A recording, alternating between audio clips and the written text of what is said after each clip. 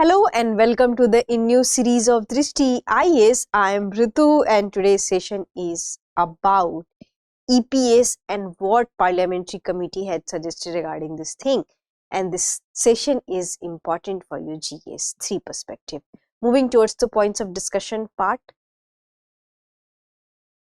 So first of all, we are going to discuss the news, then we are going to discuss about the EPS, then we are going to discuss about practice question for prelims.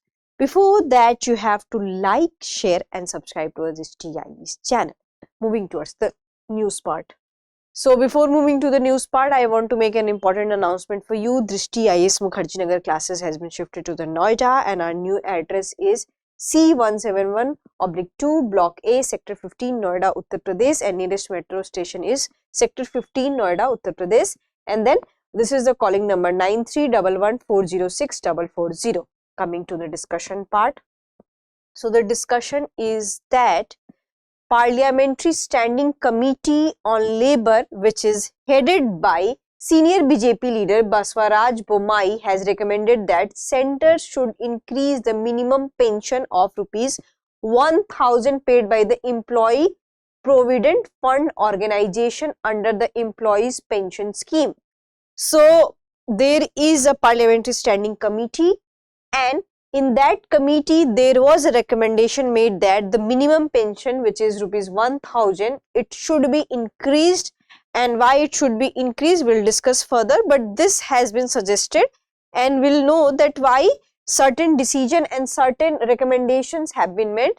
So because what we have seen that this thing has been not revised since a decade, and into 2024 and since past decades there was so many inflation and economic criteria has been changed. So we need to also bring changes into this scheme also. So what we can see that ₹1,000 is no longer enough for pensioners. So that's why it must be increased. And who will be affected by this thing? It means that if the government will increase it, so the people will be positively benefited. So there are around 20 lakh pensioners currently receive this minimum pension.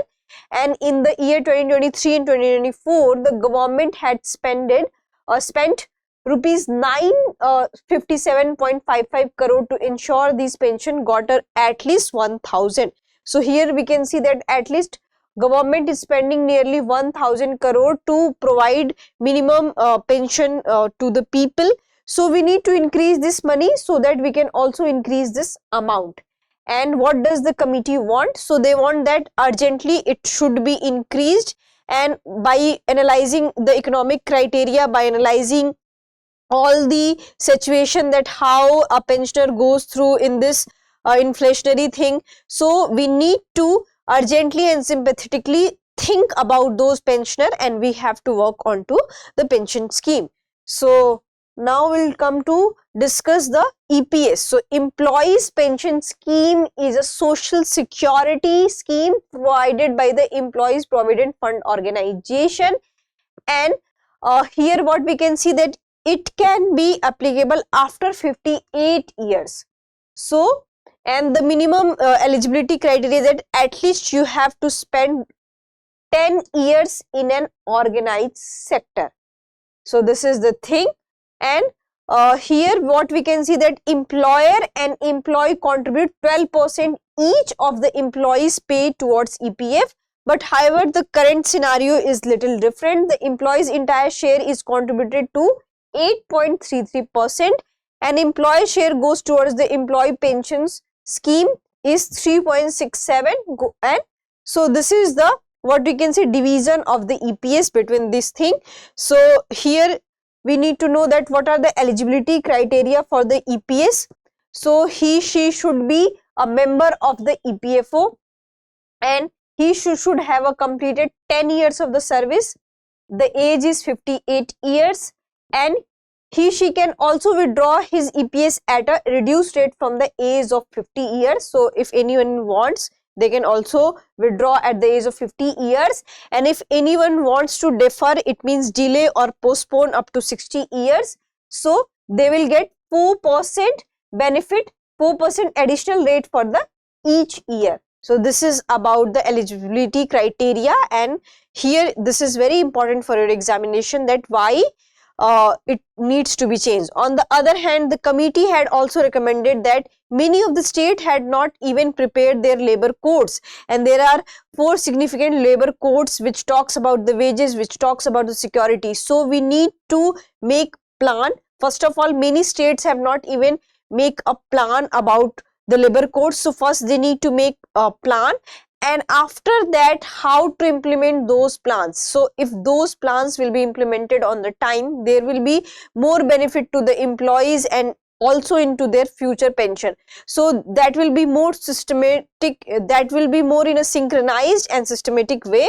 So that's why we need to also work on the labor codes of different states, and in order to provide a very organized sector and a very, what you can say, organized form of all the pension schemes, wages scheme, salary scheme, so that people can get their due rights related to whether salary, wages, pension or anything. So now we'll come to the question round.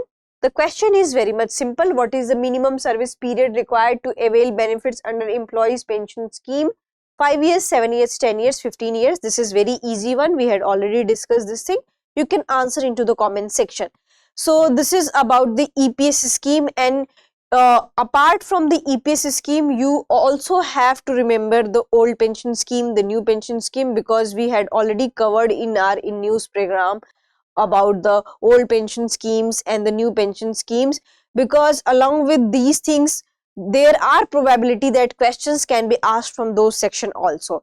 And then you have to also make your what you can say mains preparation very much what you can say up to date, because many times we can see that they can ask questions from your what you can say current affairs, that how pensions old pension scheme is different from new pension scheme, and how EPS is benefiting the employee, and what is the role of pension, what India can bring changes into the pension scheme. So there can be various questions onto it, and you can also see that these things are very much important for your PCS examination also, along with the IS examination, and many factual questions can be asked from this particular scheme. So this is very much important for your examination, both UPSC and state PCS also. So that's it for today's session. I hope you like this session. If you have any queries related to this session, kindly ask in the comment section. Thank you. Have a nice day.